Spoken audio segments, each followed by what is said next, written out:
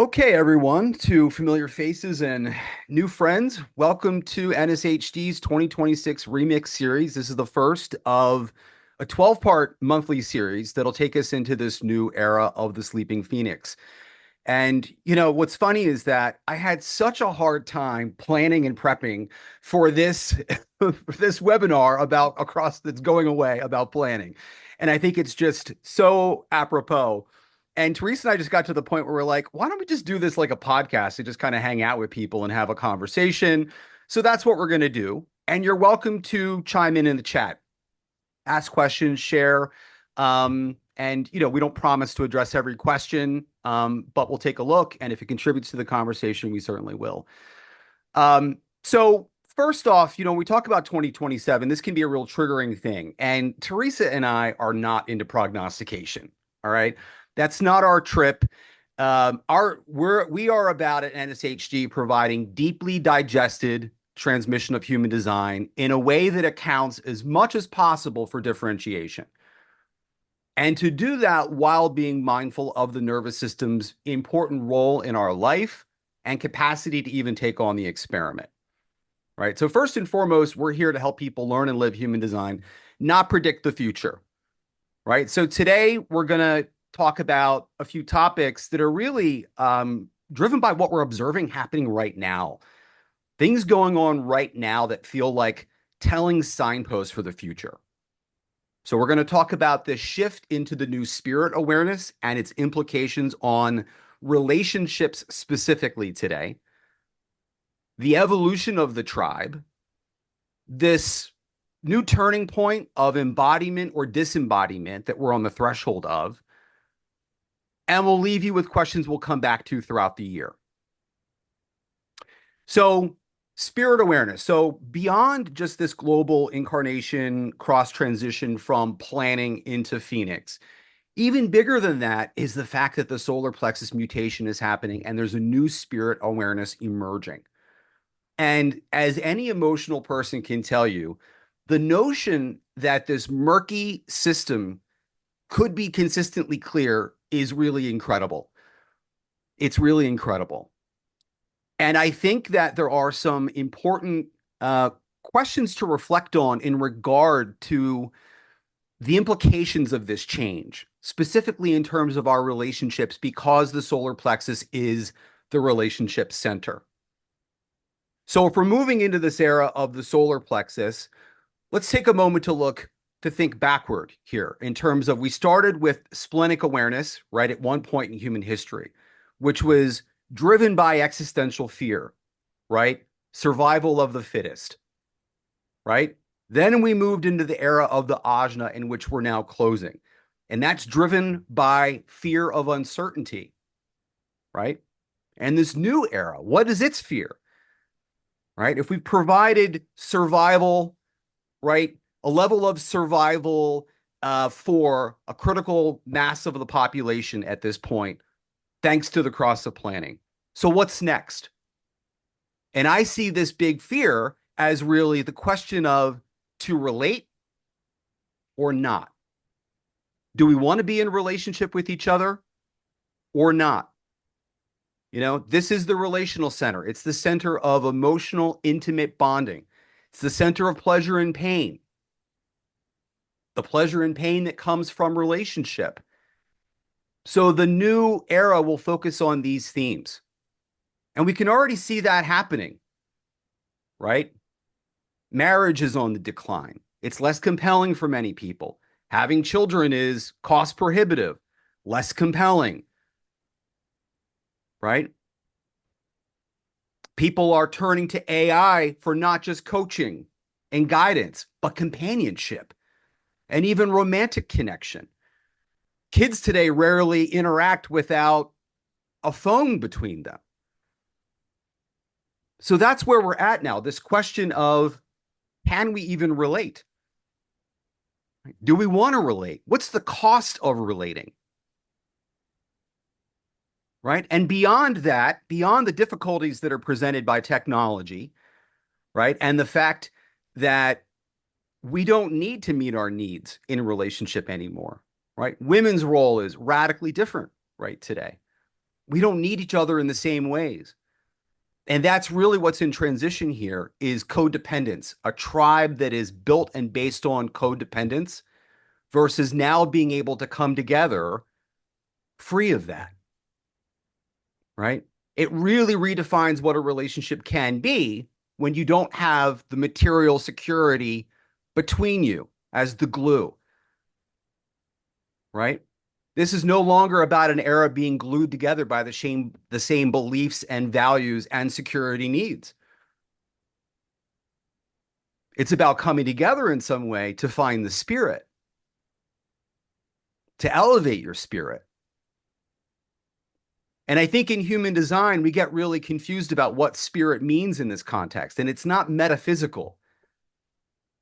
It's more like team spirit or holiday spirit, right? Or it's the spirit that you find with other people, right, at a concert, right? It's a spirit that you can find through sound and through music.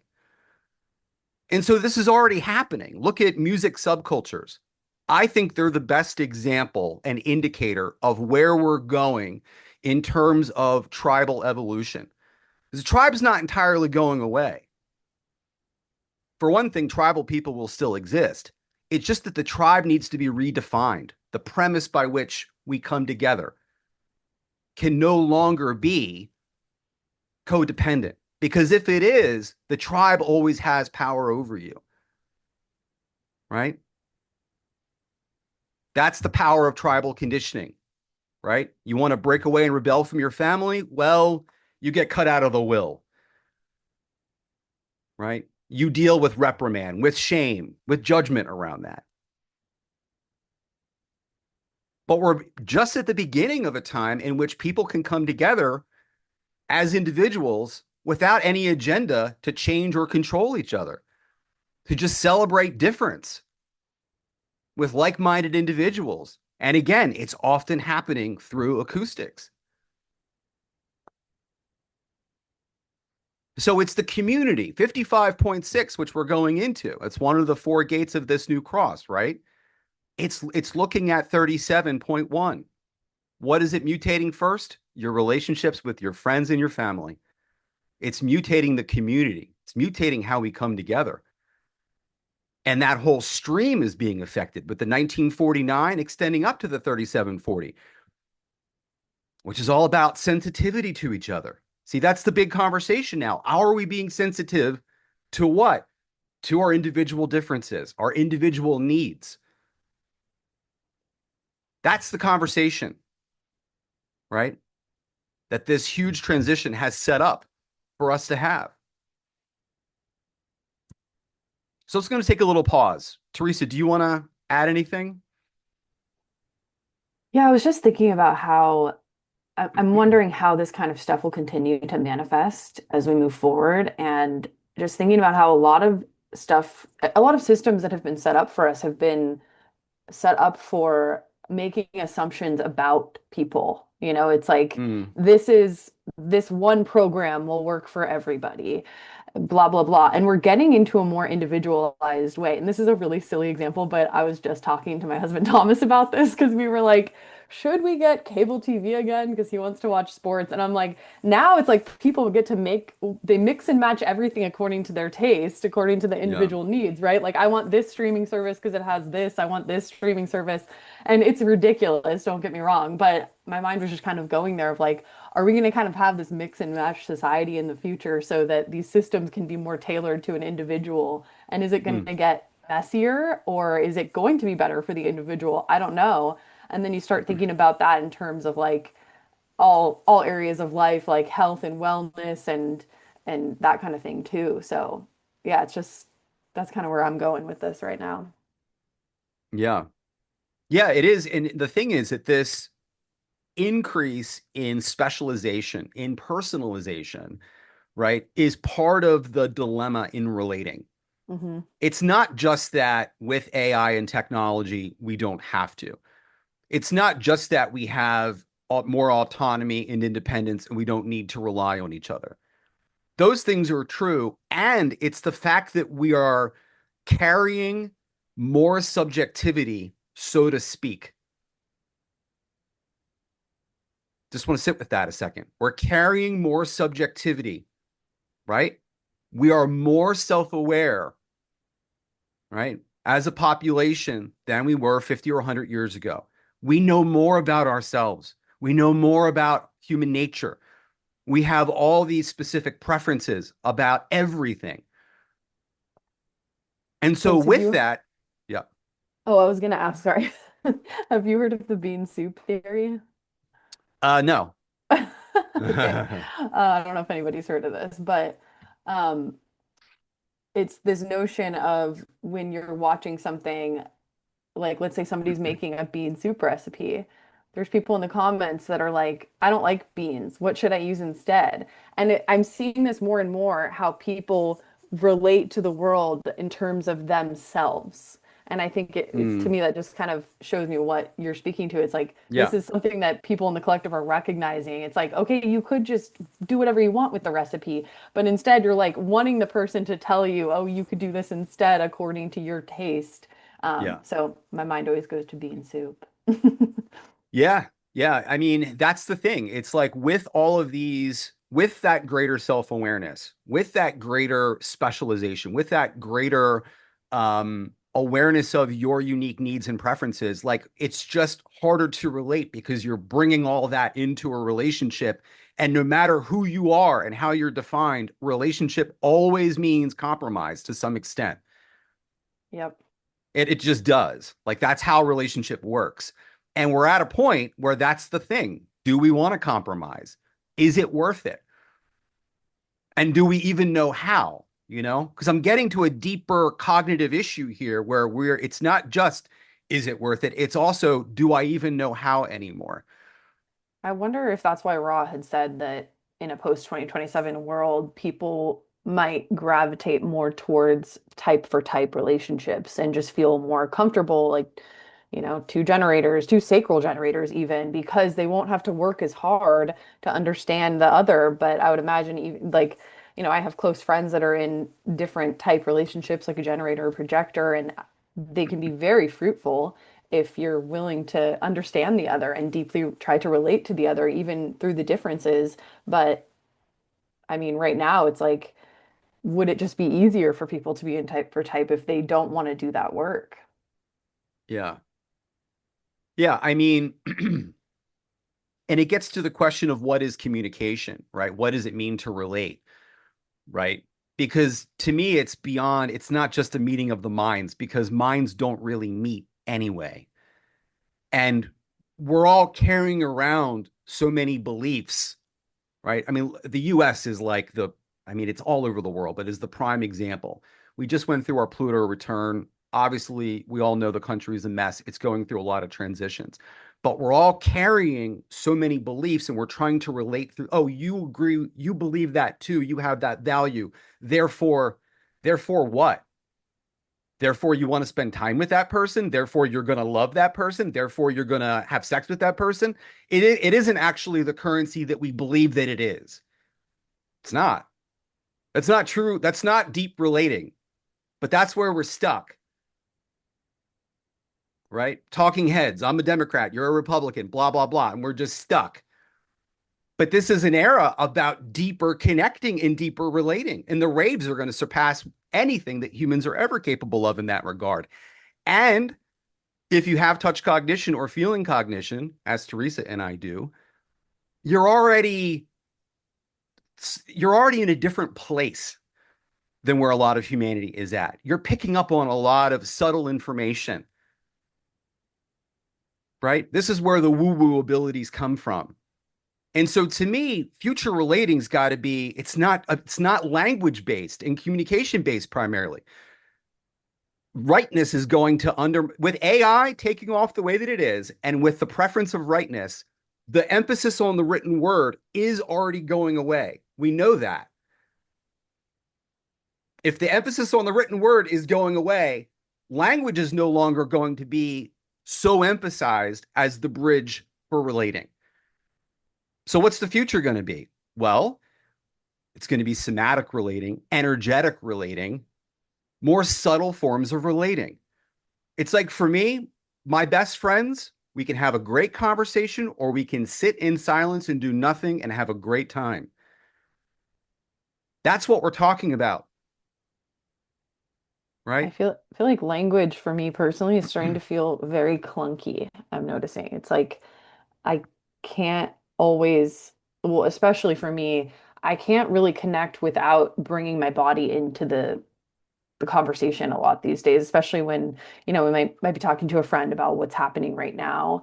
And I'm always including my body and how it feels and the sensations because I feel like I can't fully describe what I'm feeling or how to even relate to the other person. And I feel like we can always find common ground and relate through the body. But Hmm. that to me, that's very much that receptivity, that feeling cognition, touch cognition. Um, and it's like I often don't have the words to describe how what I'm experiencing. Hmm. Yeah. Yeah. So I think we have to, as that is shifting, and it's kind of obvious, right? And that's why I said Teresa and I aren't into prognostication. We're just kind of noticing things that have happened. We know that there's decline in literacy. We know that like the internet is a visual medium. Social media is very visual. I mean, I'm a language guy. It's not good for me, but I can see that that's the old way. And it's also because we're moving from an era where fifth lines like me were the guru, the conditioner, the teacher, to now we're looking for role models, which is not about what you say, it's about what you do. So this new era is an era of, are they a legitimate, authentic role model, right? Or are they performative role models? Are they putting on a show? That's a question every sixth line needs to ask yourself. Six lines have to contend with vanity. Okay. They have to contend with vanity. I trust a sixth line most when they don't look, they don't dress according to a script. They're not trying to look spiritual. But we're at this threshold where six lines, it's your time. It's your time to shine finally, to really come forward, warts and all, show us who you really are. No spiritual accoutrement anymore. No more affectation, no more costume. Show up as yourself. That's what we want. And it's not about what you say. You can feel the truth of someone in your body. And this is a big thing that Teresa and I drill home is like, as you're navigating these crazy times, like what Ra is really saying is, you're good. You could potentially lose your mind, like so many people out there that you can just witness on the news, if you don't have the discernment to know how your body is communicating with you. Because I contend that you actually nearly always can know when someone is lying and manipulating and bullshitting you. I think we all have the capacity to know that. You might need to attune to that information. You might need to decondition to liberate that a bit. But we've got that intelligence. And in a world with deep fake and AI and all of the stimulus coming at us so fast, 3420 time, we got to be present in the now, moment by moment by moment, and be able to read the truth of the person or and the situation.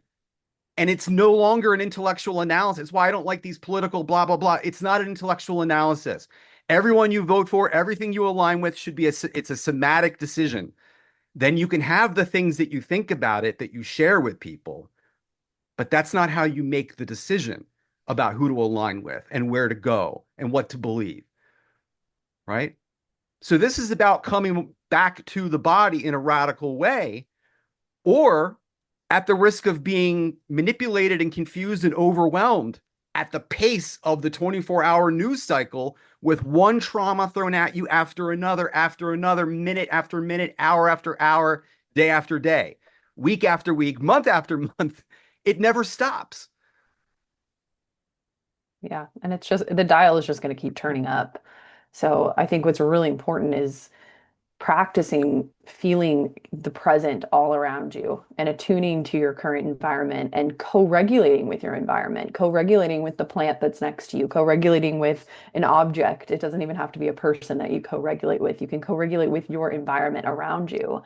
And our nervous systems are designed to work in phases of activation and rest. And so if you think about how animals operate, even an animal that is facing imminent threat all the time is still going to have those periods of rest where they're chilling out and they're relaxed and they're calm or whatever. And we need to be noticing when we're at our capacity and constantly in that fight or flight, acting as if a threat is coming all the time. And our bodies don't really know the difference between a screen and watching somebody go through something horrific and what's happening in our actual environment. So taking a break from the news cycles, taking breaks from screens to start orienting to your environment so that your body can be rested and able to have the energy when an actual threat does happen. Hmm. Yeah. The thing is to realize it's not all your business. Now, I always remember this conversation I had with a Turkish friend in my late 20s, and we were hanging out with some other people, and she was offended that they didn't know about all the particulars of her country. And I was thinking, I was like, but I'm sorry, but there's a million things going on just in your hometown. Like, so you can't, and I think sometimes we feel responsible for and we need to be informed. And you've got to question some of that. Like, yeah, to what extent is it your business? And if you're just, does it make sense to just put your finger in a flame every single day? If you can't handle it, you need to do something, right? Before you go back to that, triggering whatever, media. So Yeah, there it's like really thinking has to about it be, as yeah. building in practices of recovery, which is just as simple as attuning to the now, attuning to your actual environment. Hmm. That's what's being asked of us. It's a time defined by, look, 3420 and 5955.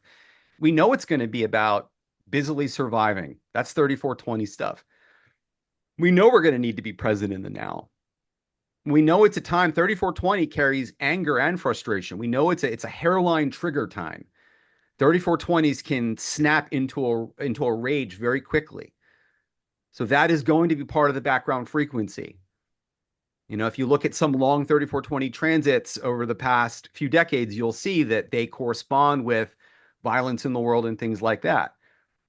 And what do we do when we're not surviving? Well, we're trying to find the spirit through sexual union and or creativity and or finding the spirit through music and again with people that we love, friends and family. So it's going to be a dynamic time. It's not good, bad, or this or that. For me, the deep practical question here is how do we relate with relationship itself? What does it mean to commune? What does it mean to navigate these times that are absolutely unprecedented for our nervous systems? Right? These are really the big questions. In this six line era, the six line shadow is disassociation. So it's always something for six line profiles to contend with is can I even be embodied? Do I want to be connected? Right? That roof phase is a disconnect and it's an appropriate and healthy one, but you got to come off eventually, right? And so six lines have that capability, but they can go too far, right? They can become chronically apathetic, disassociated, right? So this is a time with where technology is at. Well, we have the easy opportunity to be as disassociated as we want to be, in the metaverse. So it's going to be a time where it's like some people go down that path of a virtual life, essentially. And as and it makes so much sense, right? I have so much compassion for it because, again, there is so much stress, unprecedented stress happening. It makes sense to want to turn away from that. And we all need to. But where's the balance, right? Where's the balance in that? Where we still have a relationship with ourselves and with others, where we're not totally checked out. And if the fact that we've got this survival channel, an integration channel, right, 3420 in the next era says anything, again, it could very well be a time of survival being a theme, right? All the more reason for nervous system awareness, or you're going to be overwhelmed. And every exit point, every ability, every option you have to retreat, you're going to take it.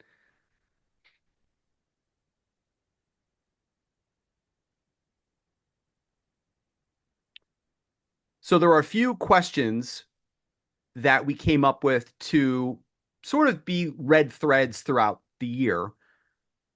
Again, the central question of the new era, I think, is to relate or not. We're already seeing relationships breaking down, on all kinds of levels. The other question, and I find this one personally very interesting, are things truly getting worse? Right? Because that's the assumption, right? And generation after generation shakes their fist at the kids of today, you know, and it's easy to fall into that, especially like once you get to middle age and thereafter, like you find yourself doing that sometimes, as ridiculous as it is, and you thought you never would be that person, right? But basically, it's like it is uncomfortable as you get older. You feel like the rug's getting pulled out from under you. Like everything I did to get here no longer works. That path that I trusted has disappeared behind me, and there's nothing in front of me anymore, you know? And so I think that we have to challenge that prejudice in us to say change equal threat. And it means that things are just getting worse. And I want to hold the nuance that things can also get worse. So, They could, but it's also like it's all your perception of it. And I think a lot of, I mean, I'm a millennial, so I think millennials especially tend to romanticize the nostalgia from, the 90s because it was right before the internet blew up and then we've just watched everything take off so quickly, but we grew up in a mostly analog time. And I find myself even like I just had a baby and I'm like, how can I recreate my childhood for him? Like, can we get VHS and can we get an N64? And I don't want him to have access to all this new stuff. But the fact is he's gonna have to learn how to live with it if it's not going anywhere. And it's just one of those things where I think we really romanticize the past. But again, that's not so much attuning to the present, to what's actually happening and allowing our systems to be adaptable. And when you're able to attune to your body and what you need, you can live with what's happening around you and discover, what helps you stay regulated in any given moment, even with all this new technology or whatever. yeah. So, I mean, I think you have to ask, are things truly getting worse and relative to what? And I think part of what helps relax into these changes is what human design is offering, a mechanical understanding, right? So I know my dad loves college basketball, and he's been so upset over the past, I don't know, year or two since they made some changes in how college basketball works. And it's total planning to Phoenix stuff. Because basically today in college sports, and I think this is becoming universal, but not just in basketball, you don't have any loyalty to your school, right? They now have to pay you as a student. So not only do you get a free ride if you get on the team, they pay you to use your likeness for commercial purposes, right? And you can change after a season. And so my dad's issue is, well, how do I root for a team if it's just a series of ever-changing individuals? Which is a totally fair question. It shifts. You don't root for teams anymore. You root for individuals. That's all you're Mm, left. That's the only option, right? yeah. It kind of killed the sport for him though, and I totally understand that. And he's 78. He's not gonna reframe this, you know? It makes me think of like it seems like job loyalty is going away as well. And this is something I noticed Yeah. the boomers and Gen X and millennials even contending with each other. I'm not in that type of job market, but my brother is, and he was talking about how it's just not a thing anymore. Like you go to the company that pays you more, and Doesn't Yeah. really matter how long you've been at this company. If you're somebody with experience and you know what you're doing, then you can job hop to get that promotion instead of staying within the company and working really hard. And when I try to talk to some of the boomer generation, like our parents around this, they almost just don't get it because it's like, my dad was with the company for 15 years or whatever, and it's interesting. Yeah, I mean, and that's been a trend that's been happening for probably the better part of 20 years. I remember my Hmm. last decade in the corporate world, it was very much that.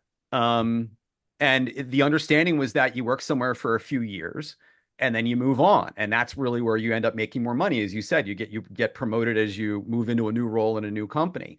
Yeah. Um, Like the term resume builder, that's yeah. like, that's a thing And now.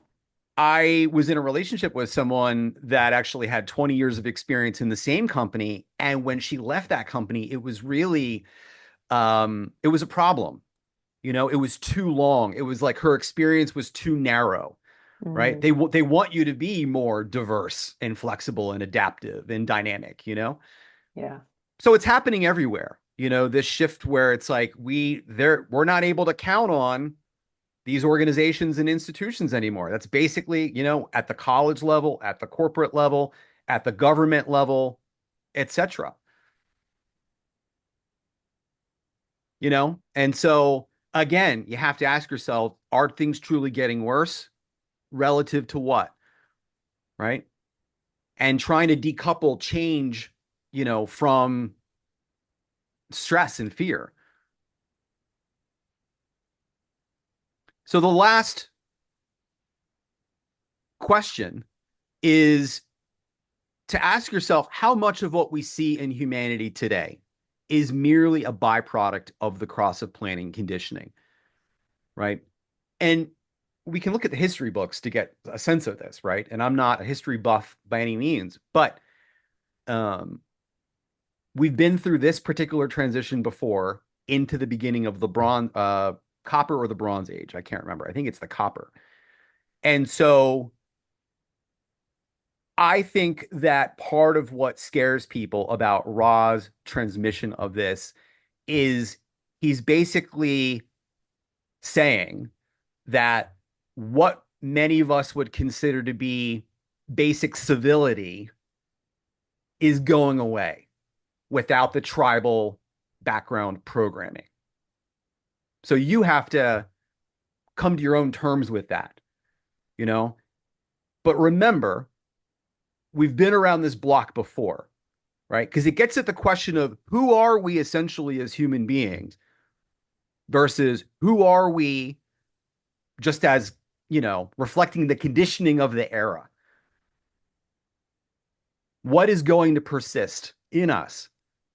And I think that his bias is to emphasize or accentuate the more um, crueler, selfish aspects of humanity. And it's true that different aspects of humanity are going to be encouraged, are going to come to the surface. This is true. And then what are your beliefs around that? What are your feelings around that? Right? So I just want to take whatever whenever you're listening to Raw or anyone talk about these changing times, you want to just listen carefully about their biases in all of that and what they make of it, right? Because Raw Well, is, yeah, I'm he sorry, was a, Raw. he was, Go go ahead. on. He was I a was just gonna say, 51. yeah, he's a shocker. I was gonna Shock. say Raw, said, I'm not worried about my children or grandchildren because they have something that will allow them to navigate on any plane at any time, and that's their strategy and authority. Strategy and authority is about the unique human process. It's not dependent on the tribe. It's not dependent on agreements. It's not dependent on bargains. It's not dependent on loyalty. It's not dependent on any of that. And if you want to survive, you have to be able to have your own authority because there's going to be no authority you can turn to, right? I think the cross of planning also kept a lot hidden because of loyalty. And we're even seeing this come out now where there's all sorts of Mm. things coming out. The veil is being lifted, so to speak. Hmm. And I can look at the cross of planning from this place of like, wow, it's incredible that all these systems were built under this. But I can also see the shadow of the cross of planning. And I think we tend to, when a system is working for us, we won't necessarily look at the negative things so much. But there's a lot of folks that the systems that we've built have not worked for. Yeah. And especially, in the US, I'll say, because that's my experience. And to me, I see these systems starting to show their true colors and Hmm. show the things that have been hidden. Of course, there's things that have worked and there's things that haven't worked. And if there's no, let's just say there's no loyalty in politics anymore. People are going to be having to fend for themselves. And like James said, walk the walk. They can't just talk the talk and expect their friends to stick up for them or cover up terrible things that they've done or whatever. So that's just one example. But yeah, I often think about that as like loyalty isn't always a positive thing. No, like anything, it can come from either side. It's a binary. Yeah. Talk is cheap. We've learned that now. The trouble is we've caught so many leaders with their pants down that we don't trust anymore, Hmm. right? And you're right. It's like all the people that the system didn't work for. This is 1949 stuff, guys. It's like we're interrelated. We all impact each other with our life decisions. And that whole thing is breaking down and changing. And we're again having these conversations around interdependence and, you know, how do we respect each other and be sensitive with each other, you know? But there's critical masses of people who are unsatisfied in the current system, and the whole thing is breaking apart at the seams, right on schedule. Hmm.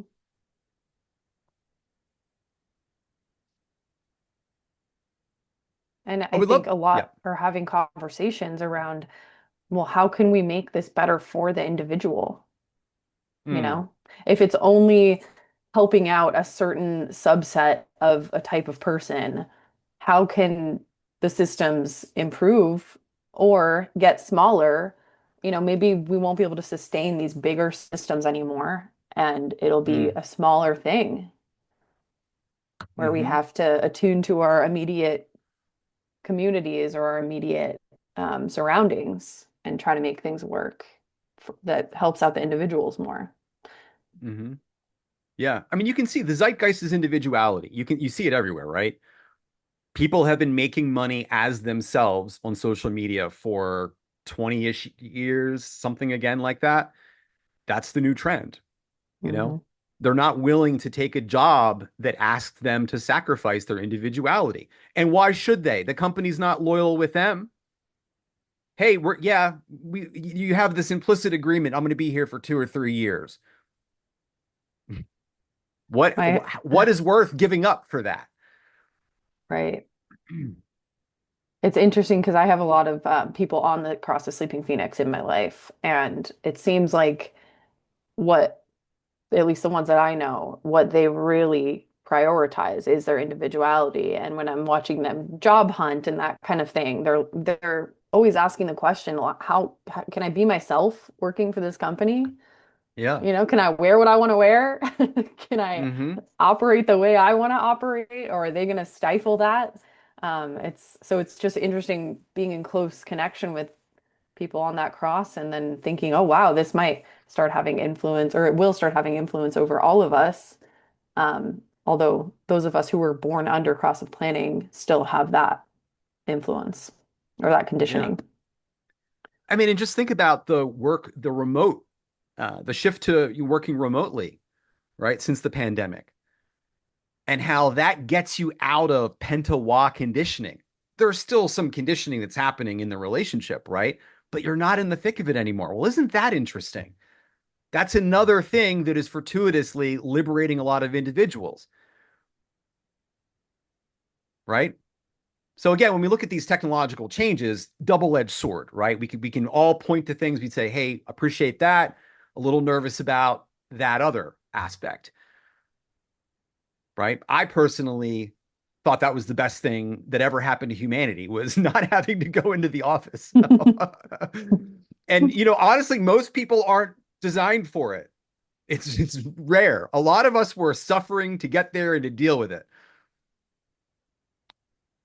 But I think it's pretty cool that it's also having this it's creating the opportunity for less conditioning from the Wa and the Penta. I also wonder too if because the nature of this cross is so individual, if we're going to start seeing, it's like we can see the problems that the cross of planning has created, right? Like we have these giant corporations that are polluting the world. We have all sorts of stuff like that going on. But if individuals can come up with solutions for those things, that's really interesting. I saw this video a couple months ago of this kid. He looked like a kid to me, maybe in his 20s, who had figured out how to turn plastic into gasoline, like garbage, basically, into actual Mm. gasoline. He built this whole contraption. This guy's like just in the middle of nowhere, and he's created this. And I'm like, I wonder if we're just going to have these individual mutations that kind of pop up in order to come up with solutions for things. And it won't necessarily be these big corporations that are coming up with the solutions. It's, you know, some random person who's just had this strike of genius. And yeah, I try to look at the positive as well too to this because we already get that really nihilistic kind of doom perspective from Raw, but how can we see how some things might be really cool and fun to watch in the future? Yeah, I mean, cross the planning conditioning is going to, yes, look for logical scientific solutions and so on and so forth, which obviously produce many, but it's defensive about them. Yeah. Right? You're either in the tribe or you're out of the tribe, right? And that gate 16 is going to identify with it, right? So what happens is you've got professors who were outmoded in their thinking 20 years ago, but they've got the funding and the tenure and the legacy that they're going to defend against that till the day they die. Is it good for the field? Is it good for truth? Is it good for humanity? No, it's good for their ego. And that's the way all these institutions are run, right? So mutation needs to come through and just blow stuff up, right? Ra's very clear about this. The life is about mutation and evolution, right? Logic and the human experiential way and all that doesn't stand a chance. That will always shift, right? It's all subject to change. We just happen to be going through a time where it's like a lot is changing at once.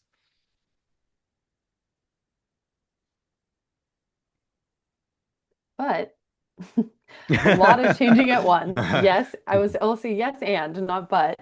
A lot is changing at once. And in your present environment, how much is actually changing? Because it seems like a lot more is changing when we're constantly taking things in through the 24-hour news cycle.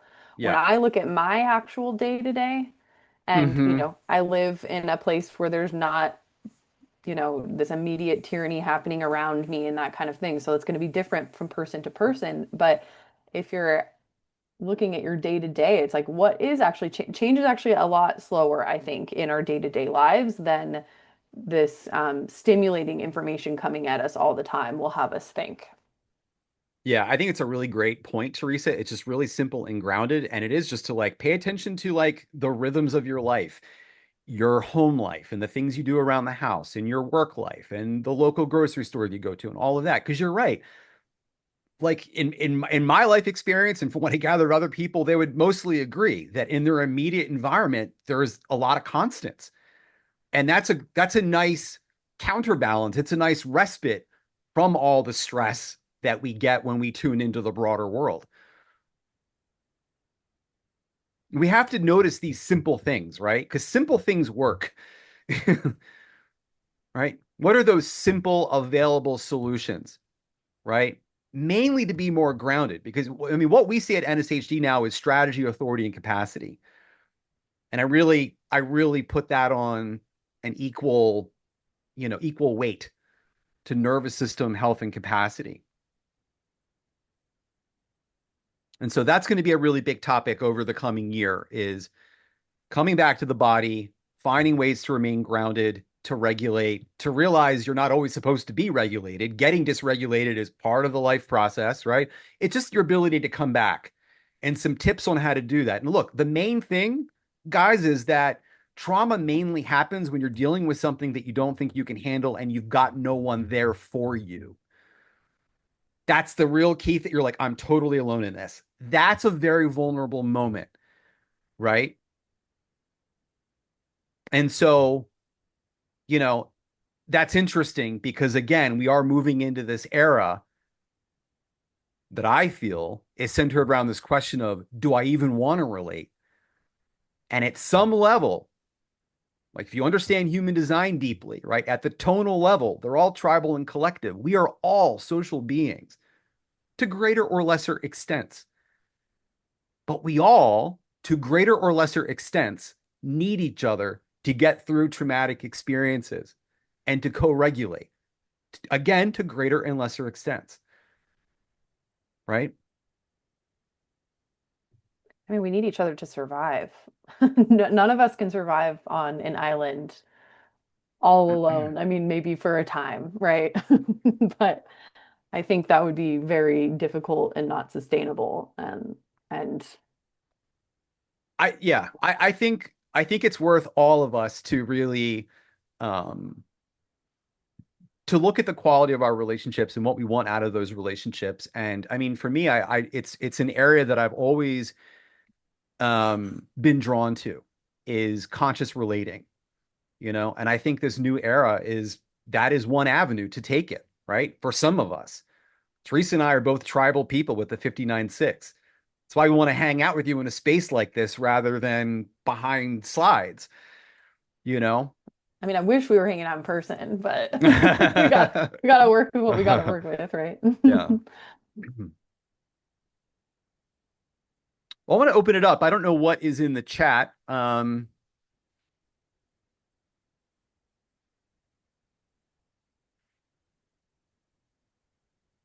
Yeah, Nicole said, I appreciate this. I'm seeing as a professor, there is more filtering of the noise, more authentic curiosity, less puppetry, less checking the box. That's awesome. Salongo said, could you speak to residents in this relating while we are also have the not self challenges? Salongo, do you want to clarify? I don't know if you're available there or if you're busy in the market, but happy to answer if you can clarify that.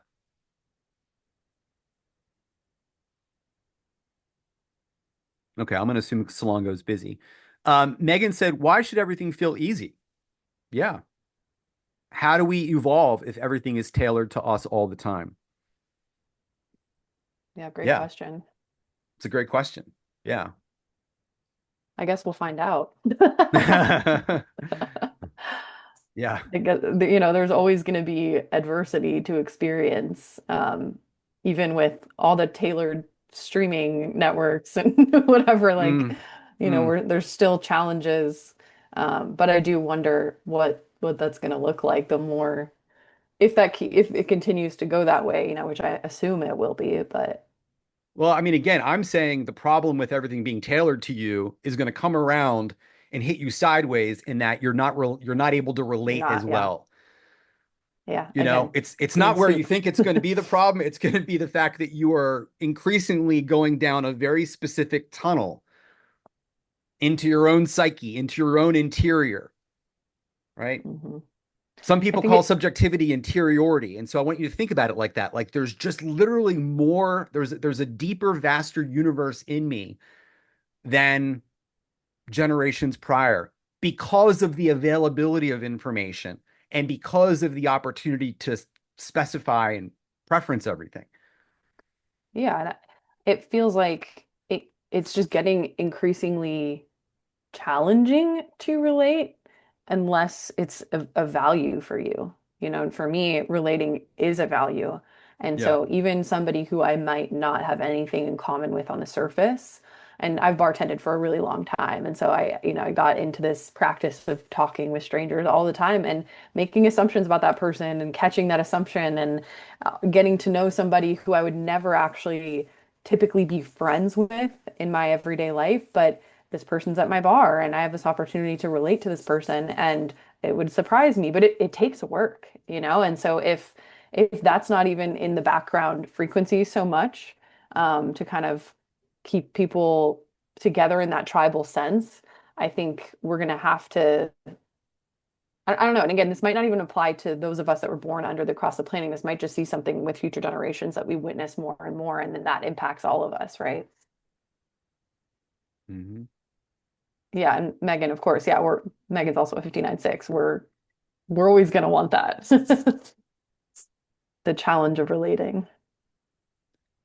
It's Nicholas, oh, sorry. Yeah, I mean, and when 59.6, I mean, I've seen in the binary, I mean, when 59.6 doesn't get to relate, I mean, it goes to dark places and strange means of trying to fulfill that. Um, yeah. Nicola asked, do you think we pull in what's tailored for us due to resonance, but then the focus is on bigger and more obvious areas like healing, conscious relating, for example? I'm not sure what you're asking, Nicola. Pull in what's tailored to us due to resonance. I mean, of course, like that's the way life works, right? We're driven by a one-way magnet, you know? Um, so yeah, if you want to step on and clarify or add some, I meant with the 2027 shift. I'm not sure what you're asking. You're welcome to jump on if you'd like. Oh, sorry, maybe it was a bit of a random thought, but yeah, I just with I liked what that other person said around um, how can we grow when everything's tailored to us? But I just Mm, wondered if there was the shift. Um, I mean, what I've been noticing with myself is the things that I need to learn and work through within myself are just exceptionally obvious, and it's almost hilarious how things are coming up for me that are, big things that I have to work through, but it's just very mm, obvious now. mm-hmm. Just with relating for me, for example, living with my Yeah. dad and lots of other stuff, just presenting. And Mm-hmm. when I can become a little more objective to it, I'm just like, holy crap, this lesson couldn't be any more obvious. Yeah. Well, also, Nicola, I think there's stuff pertinent to your particular life and where you're at in your cycles and stuff like that that we've talked about. Hmm. Not just 27 stuff. Yeah, Yeah. okay. Yeah, because I'm not sure that everyone is tracking this question of relating and so on. I think it's particularly obvious to people like Teresa and I because we're really relational. And I do think that if this transition is going to be particularly hard on anyone, perhaps it is hardest on the tribal people, you know? And it's hard to make these statements, but I do, tribal people will always be with us, right? But now you don't have this background frequency really encouraging all of us to kind of relate in that way. So tribalness needs to evolve. It needs to change. I think it might evolve in relating to others based on interests. Like this is just something I've kind of noticed in the collective. Like I said, I've worked in the bar industry for a long time. In the last couple of years that I was in that industry, it really started going down. Like people just weren't going out as much to just like meet each other, and I think people just don't want to be like partying and consuming alcohol as much as they once were. But I did notice, or I have noticed that people are collecting or they're meeting up based on interests. So I saw this Mhm. sign in downtown Phoenix that was like a craft and yap party, like come bring your favorite craft and meet people and I think people will get creative based upon their own interests. It's like, hey, I have this personal interest, this unique individual interest. Who else wants to meet up and engage in that interest and relate and get to know each other? But again, you have to work harder. You have to go find those things. It's not just, oh, let's go to a bar and see who comes up to us or who we want to go up to or whatever. It's just, I feel like people will just be relating in a different way and finding tribe in different ways. Yeah, exactly. Louis said, for those with channel of logic, which is me, all this feels like insanity. Does this have to do with capacity? Perhaps. Yeah.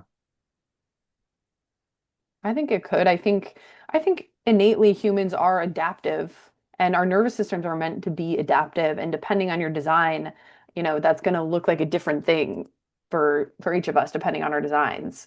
And we're going to have Mhm. different capacities for different things. So I don't know. I'm just being silly, but maybe a channel of logic needs to like read a science book to like ground themselves or something. It's like something that's like predictable in some way for you, or I would get curious as to what you're feeling in your body and what does insanity mean to you from a like a sensation. Like what does insanity feel like in your body, and how are you relating to that sensation of insanity, and how much capacity do you have for that insanity? What are you consuming that's making your body feel that insanity, and how can you titrate that or pendulate in and out of that? There's a lot that you could do to work with yourself around that, um, and to increase your capacity for the insanity, so to speak.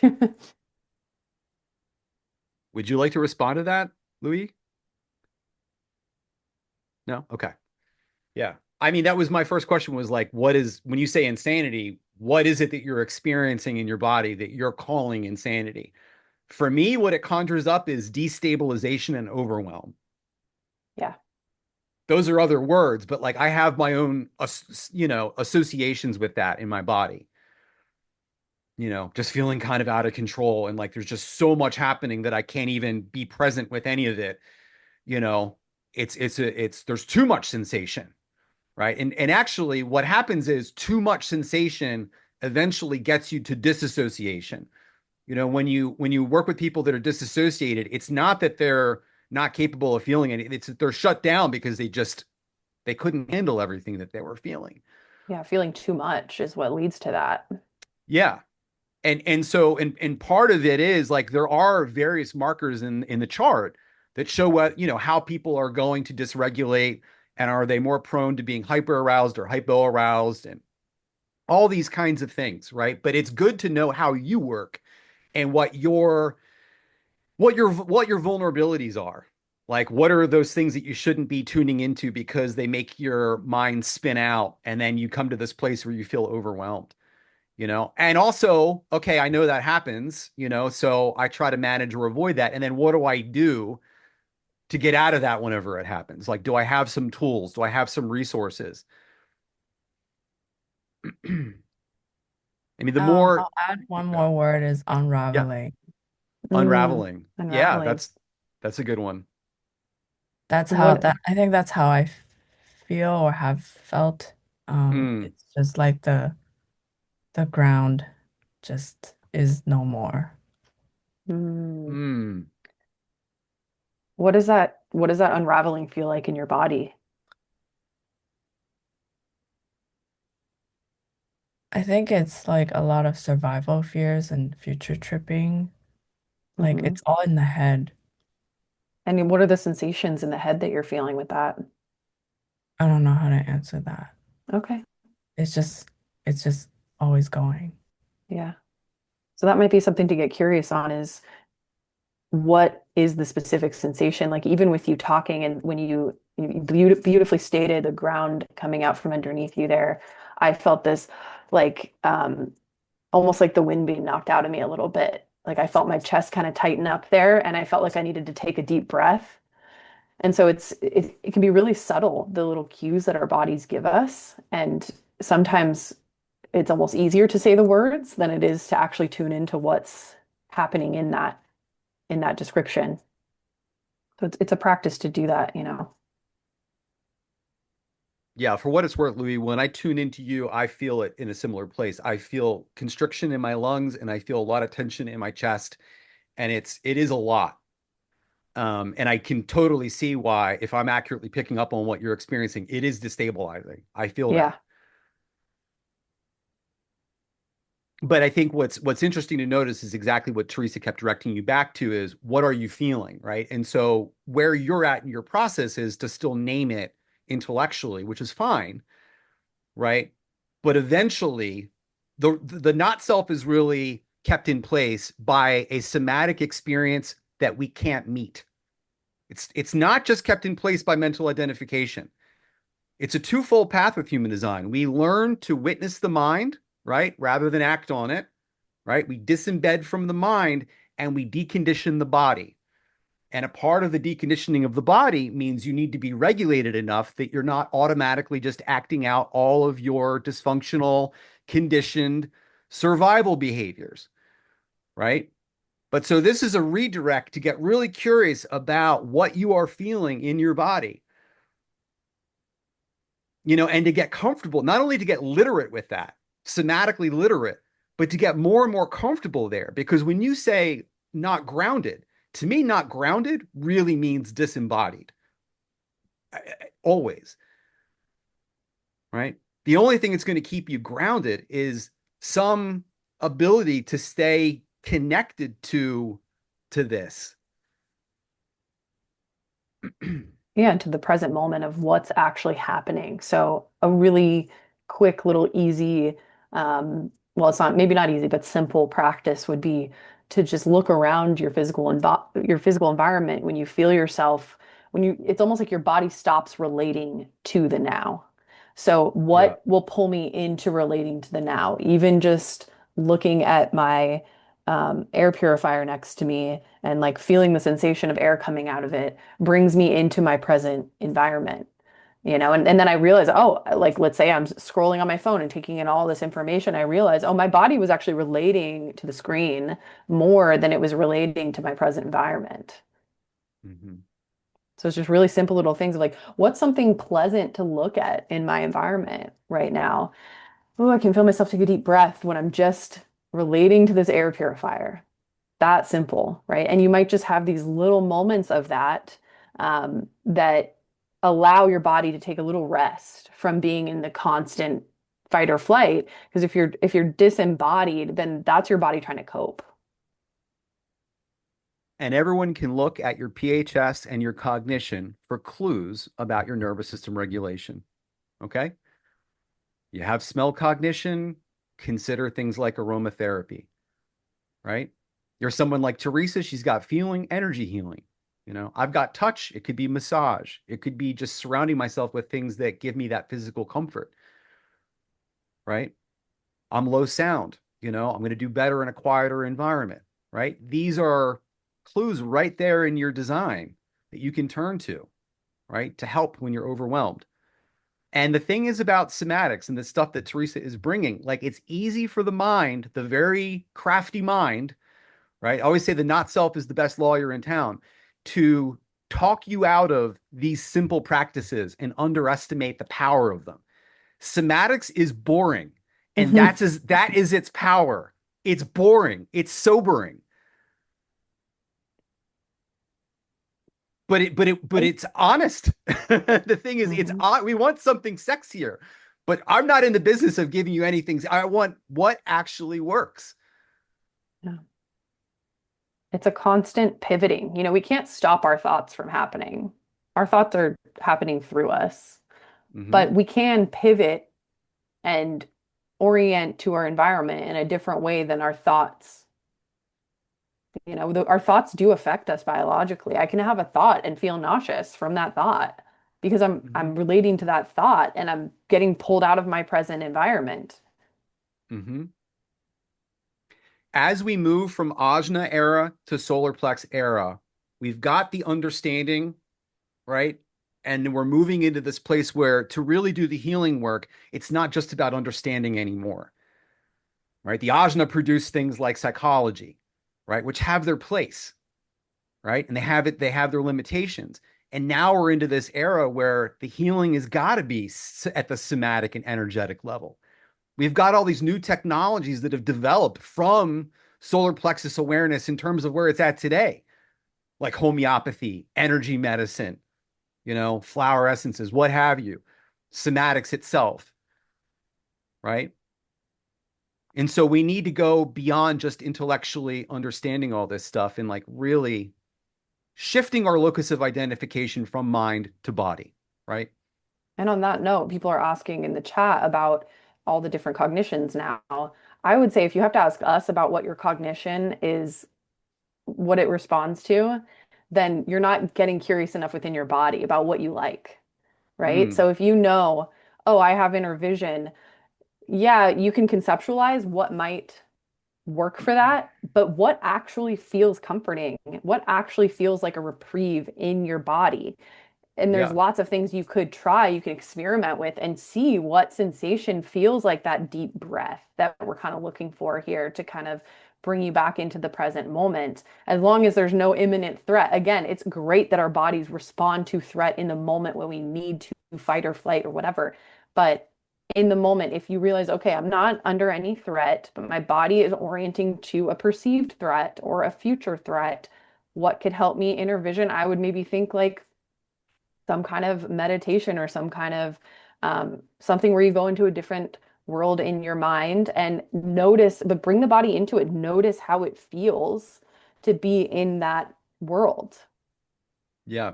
The right brain, bring it into delta, bring it into theta, bring it into these slower oscillations, right?